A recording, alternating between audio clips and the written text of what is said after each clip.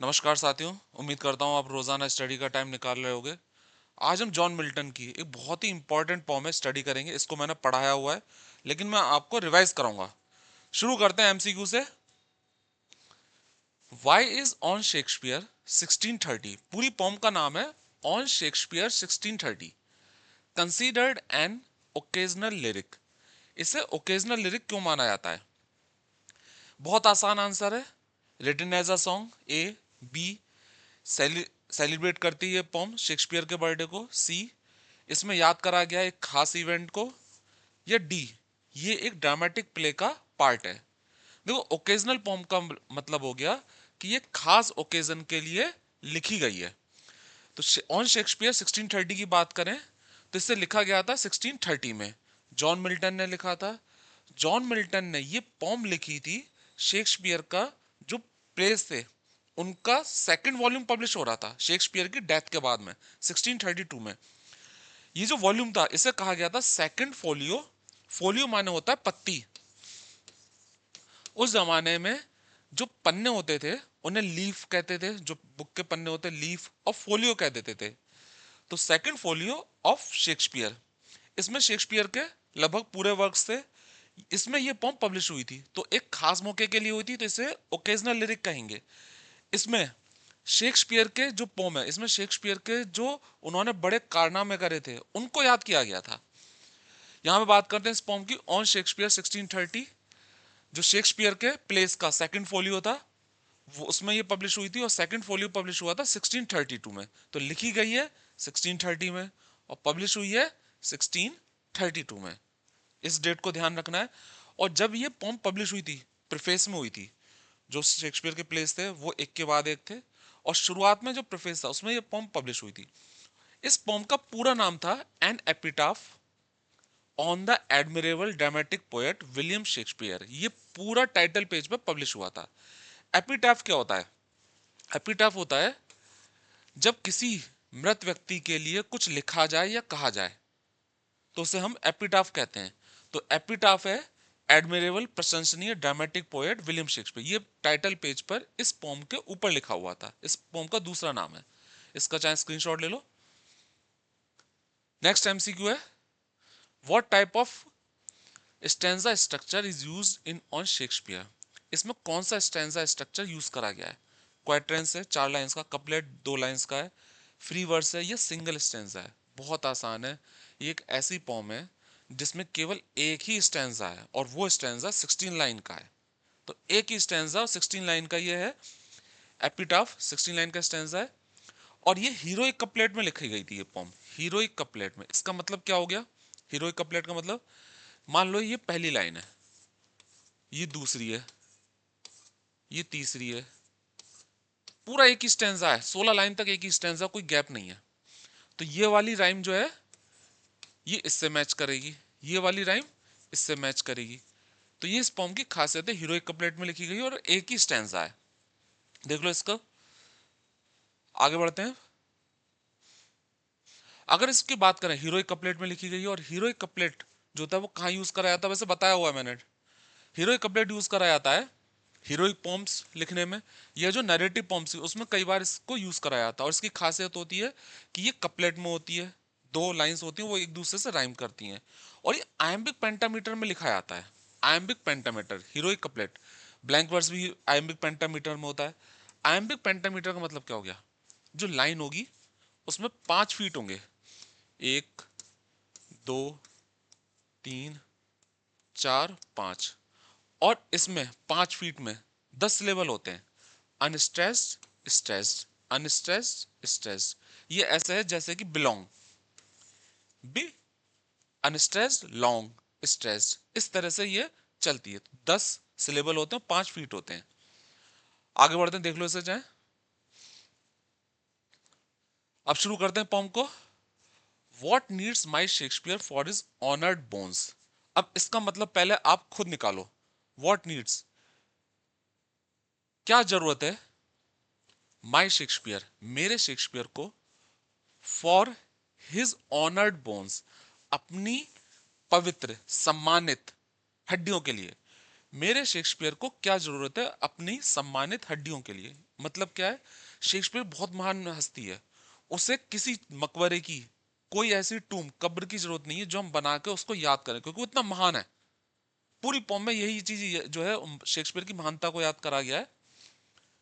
मेरे शेक्सपियर को क्या चाहिए, मतलब निकालना है, व्हाट नीड्स, क्या जरूरत है, या मेरे शेक्सपियर को क्या चाहिए, मतलब पूरा करना है अपनी सम्मानित, ऑनर्ड अस्थियों के लिए।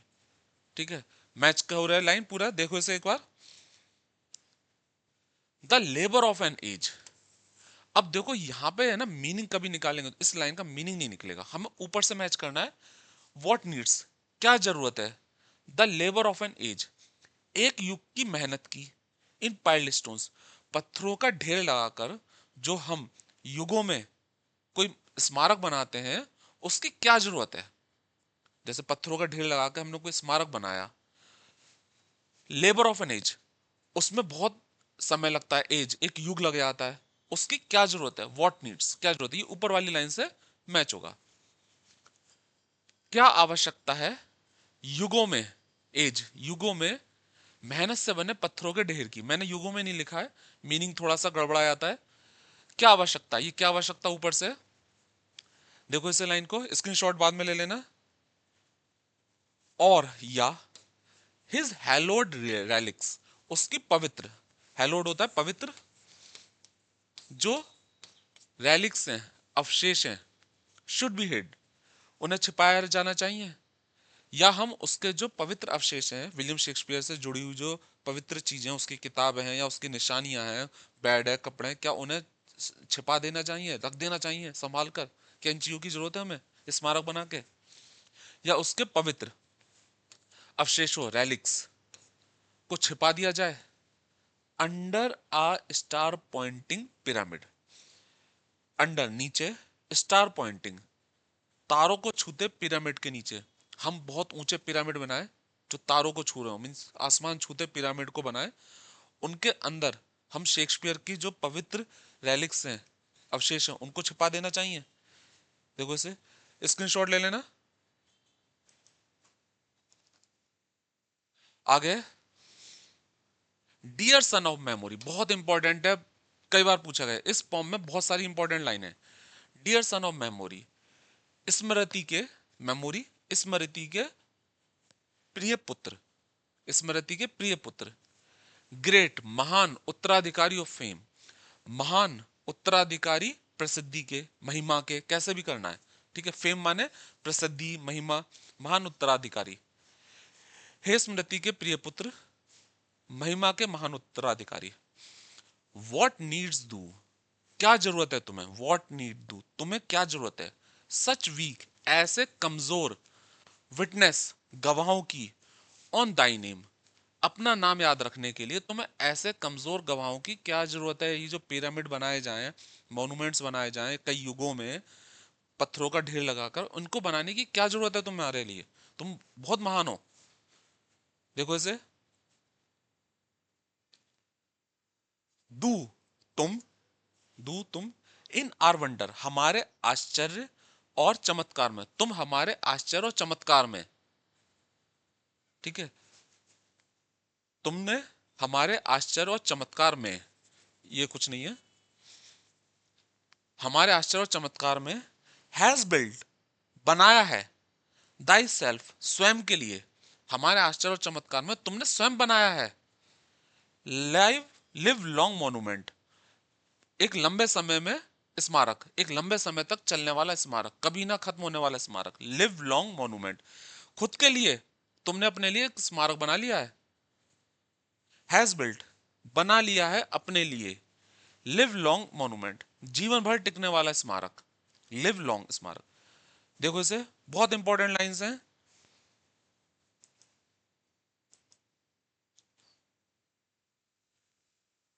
नेक्स्ट है फॉर वाइल्स, अब ये लाइन अनइंपॉर्टेंट है लेकिन पूछी गई है, अगर देखा जाए तो एक आध बार पूछी गई है। इस लाइन का मीनिंग नहीं निकल सकता, जब हम पूरी पॉम को मैच करते हैं तब कहीं जाके निकलेगा, वरना मीनिंग नहीं निकलेगा इसका लाइन का।